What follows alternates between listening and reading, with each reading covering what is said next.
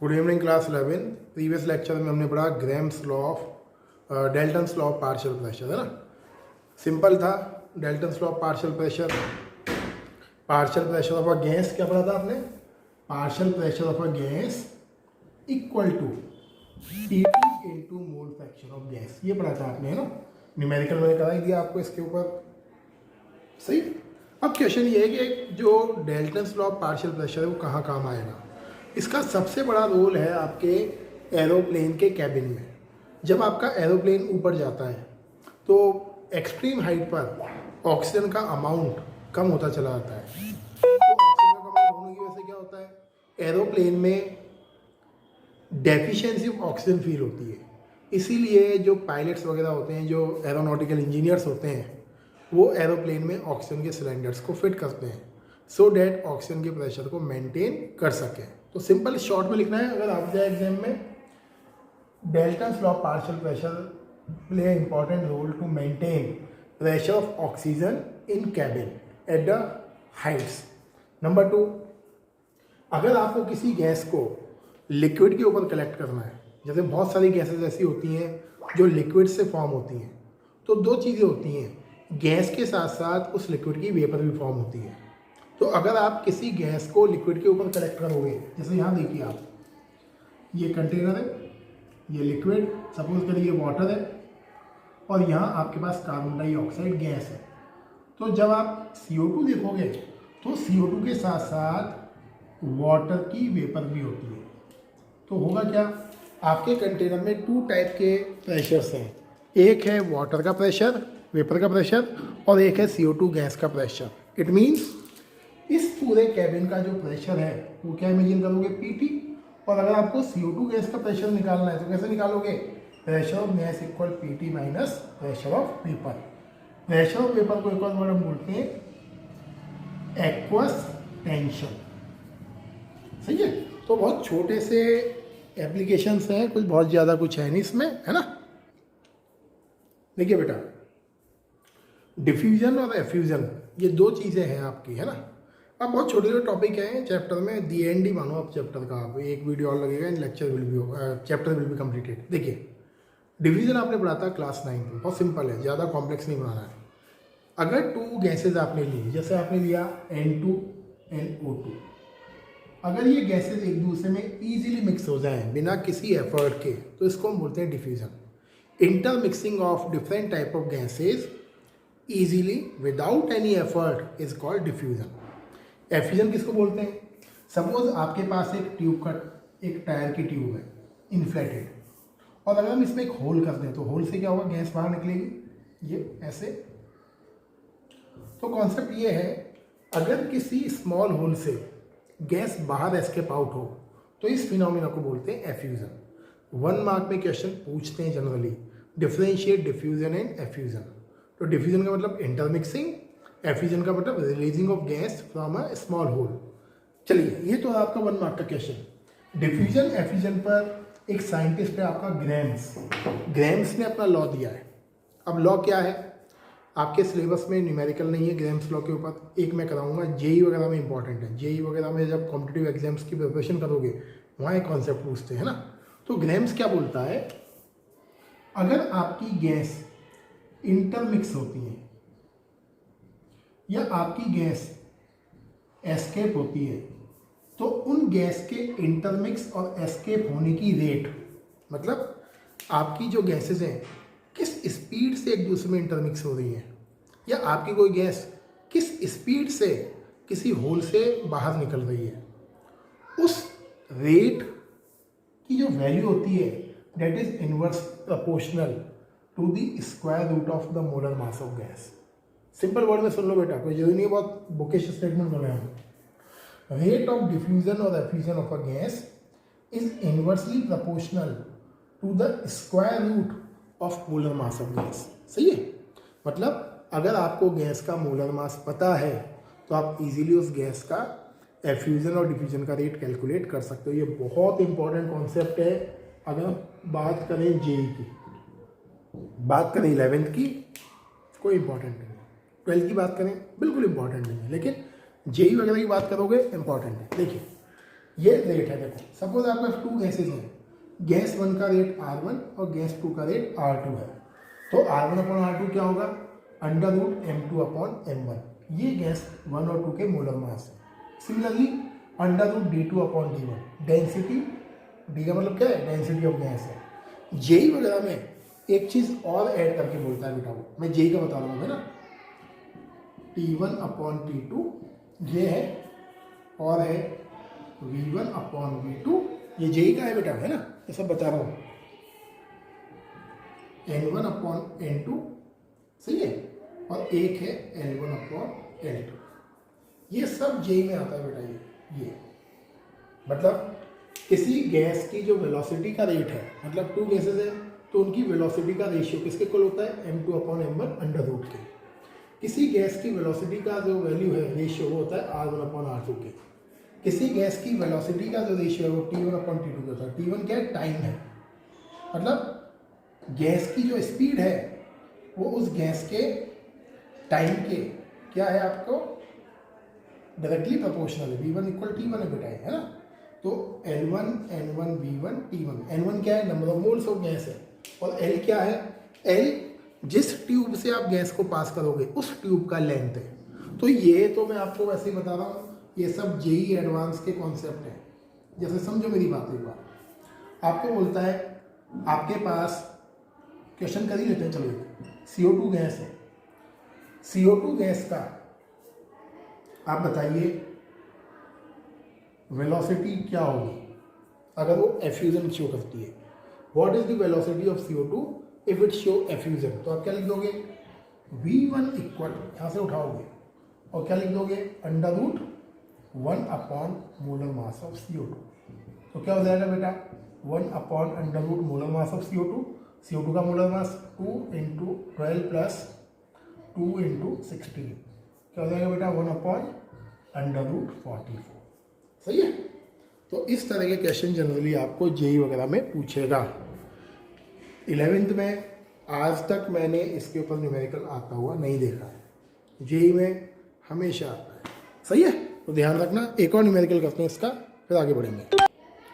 देखिए बेटा, ये बोलता है आपके पास एक न्यूमेरिकल है जेई का, मेन का। अब समझो न्यूमेरिकल क्या है, नीट में भी आ सकता है। आपका ओजोन गैस का वॉल्यूम है 35 ml और Cl2 गैस का वॉल्यूम है 29 ml and both the volume show the diffusion. मतलब 35 ml ozone gas and 29 ml Cl2 gas, दोनों क्या हुए, डिफ्यूजन हुआ, दोनों इंटरमिक्स हुए। Cl2 का मोलर मास 71 है। Calculate molar mass of ozone. तो फॉर्मूला क्या है, volume of ozone, volume of Cl2, volume की जगह वेलोसिटी बोलेगा तो V का मतलब वेलोसिटी हो जाएगा। तो VO3 upon VCl2 under root molar mass of Cl2 molar mass of O3। Ozone का वॉल्यूम कितना है 35, Cl2 का वॉल्यूम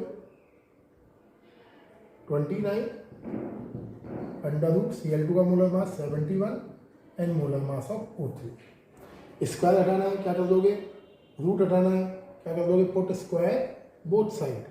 तो क्या हो जाएगा 35 अपॉन 29 का whole square equal 71 upon molar mass of O3। Simple है, कैलकुलेशन कर लेना, you will get your answer. सही है। अगर आप जेई दोगे या नीट दोगे 100% दिखेगा आपको न्यूमेरिकली।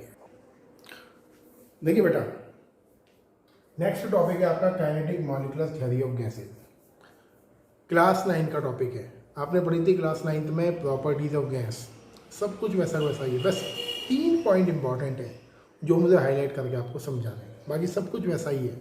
रीड ही कर देता हूँ, थियोरेटिकल टॉपिक है, ध्यान से देखो। फर्स्ट पॉइंट है molecules of gas are far away from each other. Gas के मॉलिक्यूल एक दूसरे से बहुत ज़्यादा दूर होते हैं। ये ऐसे पढ़ा हुआ है आपने 9th में। सॉलिड के मॉलिक्यूल्स क्या होते हैं, closely packed, and gaseous molecules are far away from each other. अगर आप 1 किलोग्राम LPG गैस को रिलीज कर दोगे एयर में, तो उस 1 किलोग्राम गैस की smell can travel up to 500 meter. 500 meter तक उसका स्मेल चला जाएगा, मतलब इतने दूर तक ट्रैवल करते हैं। अब इसलिए क्या है, गैस के 1 मॉलिक्यूल का वॉल्यूम, ओनली 1 मॉलिक्यूल का वॉल्यूम होल गैस के वॉल्यूम के कंपैरिजन में अप्रॉक्सीमेटली 0 होता है। ये ध्यान रखना है, पॉइंट नंबर 1, ये नई चीज़ है। मतलब गैस के वन मॉलिक्यूल का वॉल्यूम होल गैस के कंपैरिजन में नेग्लिजिबल होता है, मतलब अप्रॉक्सीमेटली 0 के बराबर होता है। क्लियर? क्यों होता है? बिकॉज पूरी गैस का वॉल्यूम क्या होगा? एक्सट्रीमली हाई होगा, और एक मॉलिक्यूल का volume very very less. Number 2 point, ये तो है आपका 9th का, ये force of attraction between the gases equal to 0। Gas के मॉलिक्यूल के बीच में फोर्स ऑफ अट्रैक्शन 0 होता है। 0 क्यों होता है? Because molecules are far away from each other, that's why the gaseous molecule feel very less force of attraction. ये सारी की सारी प्रॉपर्टीज आइडियल गैस की पढ़ रहे हैं बेटा हम, है ना, रियल गैस की नहीं पढ़ रहे हैं। Number 3, molecule of gases move randomly, तो ये पुराना ही है, कोई मतलब नहीं है। When the molecule of gas hits the wall of container they exert pressure. तो ये पॉइंट सब 9th का है आपका, ये पॉइंट इंपॉर्टेंट है। अब देखिए next point, kinetic molecular theory बोलती है आपके गैस के molecule are like a hard sphere. आपके गैस के मॉलिक्यूल हार्ड स्फीयर जैसे होते हैं। अब इस क्यों होते हैं भाई हार्ड स्फीयर जैसे? एक बहुत बड़ा क्वेश्चन है साइंटिस्टों के सामने। अब जैसे देखिए, अगर गैस के 2 molecules come close and they hit with each other they will lose energy. अगर गैस के 2 मॉलिक्यूल्स एक दूसरे के पास आते हैं तो एनर्जी क्या होगी? उनकी लूज होगी आफ्टर हिटिंग। पढ़ते हो, फिजिक्स में पढ़ा हुआ है आपने। तो when any material come close and hit on each other, then they lose their energy, and after some time, due to the less energy, the molecule of gas should settle at the bottom. लेकिन gas के molecule हमेशा random movement क्यों करते हैं भाई? Oxygen gas है, हमेशा move करती रहती है। Oxygen gas, CO2, hydrogen, neon, argon, ये सब अगर ये कंटिन्यूस एक दूसरे को हिट कर रहे हैं या कहीं ना कहीं वॉल पर हिट कर रहे हैं, तो after hitting they should lose energy, and after losing energy they should settle at the bottom. But क्यों? ये थ्योरी बोलती है गैस के molecules are like a hard sphere. ये जेई का पॉइंट है, तो बताना, gaseous molecules are like a hard sphere and when the gaseous molecule hit on each other the collision is completely elastic. Collision बिल्कुल elastic होती है। Action and reaction वाला जो आपने पढ़ा है फिजिक्स में, मतलब जिस फोर्स से गैस के मॉलिक्यूल हिट करते हैं उसी फोर्स से गैस के मॉलिक्यूल दूर चले जाते हैं। मतलब क्या है? The collision between the gaseous molecule is completely elastic due to which the gaseous molecule after the collision do not lose any kind of energy, energy is remain conserved. ये ध्यान रखना, ये बहुत इंपॉर्टेंट पॉइंट है। आगे देखिए, molecules of gas, जैसे आप देखिए कई बार हम बोलते हैं ऑक्सीजन गैस की वेलोसिटी 5 मीटर पर सेकेंड है। आपने ये लिखा हुआ, ये भी यही का पॉइंट है। तो उसका क्या मतलब है? क्या गैस के सारे मॉलिक्यूल एक ही वेलोसिटी से चलते हैं? आंसर है नो। अब क्यों? देखो समझो इसको, देखो सपोज आपने एक कंटेनर लिया और कंटेनर में गैसियस मॉलिक्यूल्स है। देखो ये जो मॉलिक्यूल वॉल पर है, वॉल के पास है, इसकी वेलोसिटी अलग होगी। सपोज ये V1 है, ये यहाँ है, इसकी वेलोसिटी V2 होगी, यहाँ होगा इसकी वेलोसिटी V3 होगी। तो गैस के अलग अलग मॉलिक्यूल्स की वेलोसिटी अलग अलग होती है, और गैस के वेलोसिटी अलग होने की वजह से different molecules of gas show different kinetic energy. Due to this reason अगर आपको किसी गैस की वेलोसिटी कैलकुलेट करनी है तो आपको क्या करना पड़ेगा? सारे मॉलिक्यूल की वेलोसिटी का एवरेज फाइंड आउट करना पड़ेगा। इसीलिए गैस के लिए जो हम वर्ड बोलते हैं velocity of gas, kinetic energy of gas, ये रॉन्ग वर्ड है। एक्चुअल वर्ड क्या है? Average velocity of gas, average kinetic energy of gas. Average क्यों बोलते हैं? बिकॉज गैस के अंदर जितने भी मॉलिक्यूल्स हैं उन सारे मॉलिक्यूल्स की काइनेटिक एनर्जी का एवरेज। सही है? अब बोलने में अगर हम बोले बेटा ये थियरी जो है, ये kinetic molecular theory of gas, न पढ़े कुछ नहीं है, और ढंग से पढ़े तो बहुत कुछ है। 3 पॉइंट आपके जो 3 पॉइंट्स हैं they are very very big point जो मैंने बताया, वो ध्यान रखना आपको, हो सकता है आपके एग्जाम में आ जाए। सही है? आगे देखिए, देखिए बेटा चैप्टर के एंड में एक क्वेश्चन अराइज होता है हमारे ब्रेन में। कि हमें कैसे पता लगे कोई गैस आइडियल है, हमें कैसे पता लगे कोई गैस रियल है। तो मैंने एक सिंपल बताया था आपको, कोई भी गैस जो पी वी इक्वल एनआरटी को फॉलो करती है और गैस के मॉलिक्यूल के बीच में फोर्स ऑफ अट्रैक्शन 0 है और वन मॉलिक्यूल का वॉल्यूम होल गैस के कंपेरिजन में नेग्लिजिबल है, वो सब आइडियल गैस है। लेकिन जो नेचुरल लाइफ है, हमारी जो डेली लाइफ है, क्या उसमें आइडियल गैस होती है? आंसर है। अब आप बोलोगे सर ऑक्सीजन गैस के मॉलिक्यूल भी तो दूर दूर होते हैं, दूर दूर होते हैं, but between the oxygen gas force of attraction present. अब जैसे आप देखिए, ये आपकी अर्थ है और अर्थ के around of different kind of gases का ब्लैंकेट है, इसको हम बोलते हैं एटमॉस्फियर। सही है। अगर गैस के मॉलिक्यूल के बीच का फोर्स ऑफ अट्रैक्शन 0 हो जाएगा तो आपकी पूरी atmospheric gases will escape out towards the space. Imagine करो, अगर गैस के मॉलिक्यूल के बीच में फोर्स ऑफ अट्रैक्शन 0 हो जाए तो क्या होगा? आपके आसपास जितनी भी गैस अवेलेबल है वो क्या हो जाएगी? सक आउट हो जाएगी टुवर्ड्स द स्पेस। क्यों?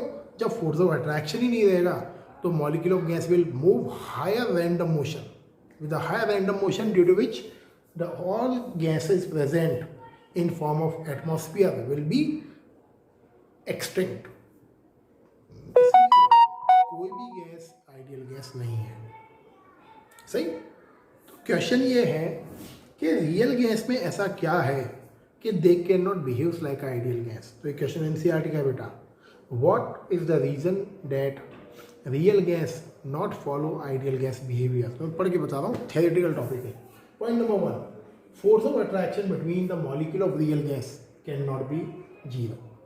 मतलब रियल गैस के मॉलिक्यूल के बीच का फोर्स ऑफ अट्रैक्शन 0 नहीं होता है। Point number 1। And second point, volume of a molecule of real gas can not be negligible in comparison of whole volume of gas. मतलब real gas के one molecule का volume होल gas के volume के comparison में 0 assume नहीं कर सकते हम। सही है। Point number 3, due to the high force of attraction between the particle, real gas के मॉलिक्यूल के बीच में फोर्स ऑफ अट्रैक्शन ज़्यादा होता है और अगर फोर्स ऑफ अट्रैक्शन ज़्यादा होगा मॉलिक्यूल ज़्यादा क्लोजली पैक्ड होंगे। If molecule come closer due to this reason real gas occupy less volume. अब ये पॉइंट इंपॉर्टेंट होते हैं, जो थ्योरी होती है वो काम की है थ्योरी सारी। रियल गैस के मॉलिक्यूल कम वॉल्यूम को ऑक्यूपाई करते हैं in comparison of ideal gas. अगर रियल गैस का वॉल्यूम कम होगा और फोर्स ऑफ अट्रैक्शन ज़्यादा होगा तो इमेजिन करो, अगर आपके पास एक कंटेनर है और आपने रियल गैस फिल करी, देखो शॉर्ट में लिख रहा हूँ RG, रियल गैस फिल करी और इन मॉलिक्यूल के बीच का फोर्स ऑफ अट्रैक्शन ज़्यादा है तो they will exert less pressure. फिर समझो मेरी बात, अगर मॉलिक्यूल के बीच का फोर्स ऑफ अट्रैक्शन ज़्यादा है तो मॉलिक्यूल कम फोर्स के साथ वॉल को हिट करेगा। क्यों हिट करेगा कम फोर्स के साथ? क्योंकि उस मॉलिक्यूल को दूसरे मॉलिक्यूल ने टाइटली पकड़ा हुआ है। देखिए ये 2 मॉलिक्यूल, इसने होल्ड करा हुआ है इसको। अब अगर इसको हिट करना है वॉल को तो it will provide less force on the wall. तो ये चीज़ें समझ में आनी चाहिए हमें कि रियल गैस की प्रॉपर्टीज़ क्या हैं। Real gas occupy less volume in comparison of ideal gas. Real gas exert less pressure in comparison of ideal gas. वो क्यों? बिकॉज रियल गैस के मॉलिक्यूल के बीच में फोर्स ऑफ अट्रैक्शन प्रेजेंट होता है। सही है। तो ये चीज़ें हैं बेटा। अब क्वेश्चन आता है, ऐसा क्या करें कि आपकी रियल गैस आइडियल गैस के जैसा बिहेव करने लग जाए। मैं बोल रहा हूँ के जैसा, आइडियल गैस तो हो ही नहीं सकती है, फिर भी ऐसा क्या करें कि आपकी real gas starts to behave approximately like ideal gas. तो क्या करना पड़ेगा? आपको फोर्स ऑफ अट्रैक्शन को कम करना पड़ेगा। सबसे बढ़िया तरीका, टेम्परेचर बढ़ाइए। If we heat any real gas then volume increase, जो कि P प्रपोर्शनल होता है V। अगर आप टेम्परेचर बढ़ाओगे तो तो मॉलिक्यूल्स क्या होंगे, रैंडमली मूव करेंगे, और रैंडमली मूव करेंगे वॉल्यूम बढ़ेगा, और वॉल्यूम बढ़ेगा then pressure will decrease. Okay, तो सिंपल कॉन्सेप्ट है, टेम्परेचर बढ़ाइए या फिर प्रेशर को कम कर दीजिए। और करके बता रहा हूँ, देखिए, या तो टेम्परेचर बढ़ाइए और प्रेशर डिक्रीज करिए। तो दो चीज़ें हैं, अगर गैस पर प्रेशर कम अप्लाई करोगे मॉलिक्यूल दूर दूर चले जाएंगे, अगर टेम्परेचर बढ़ाओगे तो भी मॉलिक्यूल दूर जाएंगे। तो दो चीज़ें हैं। How can we convert behaviour of real gas like a ideal gas? तो सिंपल दिमाग में रखना है, फोर्स ऑफ अट्रैक्शन कम कैसे होगा, टेम्परेचर बढ़ाने से और गैस के ऊपर लगे हुए प्रेशर को कम करने से। तो ये है आपका टॉपिक। अब मैं कुछ क्वेश्चन कराता हूँ और फिर उसके बाद क्लोज करते हैं वीडियो को। देखिए बेटा, एक क्वेश्चन देखिए आप, जेई का एक और, आपको ABCD 4 कैटेगरी ऑफ गैसेस आपको मेंशन है। आपको बताना है आउट ऑफ देम कौन सी गैस का बिहेवियर आइडियल गैस जैसा हो सकता है। अब आइडियल गैस के लिए क्या कंडीशन होती है, अगर किसी रियल गैस को आइडियल गैस जैसा बिहेव करना है तो टेम्परेचर बढ़ाइए, उसका प्रेशर कम करिए और वॉल्यूम बढ़ाइए। तो कौन सी गैस है जिसका टेम्परेचर भी ज़्यादा है, वॉल्यूम भी ज़्यादा है और प्रेशर कम है? तो बिना टाइम वेस्ट करे देखो, ये डी, वॉल्यूम 2000 सेंटीमीटर क्यूब सबसे ज़्यादा है, प्रेशर कम है 2 atm एंड टेम्परेचर भी ज़्यादा है। तो आप क्या बोलोगे, D gas is a category of gas which can behaves like a ideal gas. सही है। इसके बाद थोड़ा सा ही है टॉपिक चैप्टर आपका, और आई होप नेक्स्ट रन में चैप्टर आपका कंप्लीट हो जाएगा, है ना। मैं बहुत आराम से आपको पढ़ा रहा हूँ, बहुत जल्दबाजी नहीं कर रहा हूँ कि बहुत जल्दी हवड़ दबड़ में आपका सिलेबस करा रहा हूँ। मेरा मोटो ये है कि आप 12th में अच्छा परफॉर्म करें। मेरा एक ही मोटो है आपको 11th क्लास पढ़ाने का, you should perform better in class 12th examination. सही है। आपको नोट्स में से पेज नंबर 24 तक देखना है।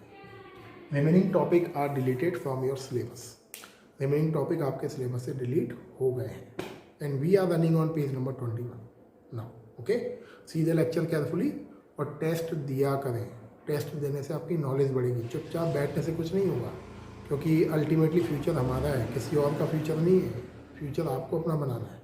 मैं भी पढ़ा दूंगा, कोई और पढ़ा देगा, सब ऐसे ही चलता रहेगा, लेकिन फ्यूचर बनाना है आपको। सिंसियरिटी के साथ पढ़िए, टेस्ट दीजिए, है ना। Thank you and have a nice day.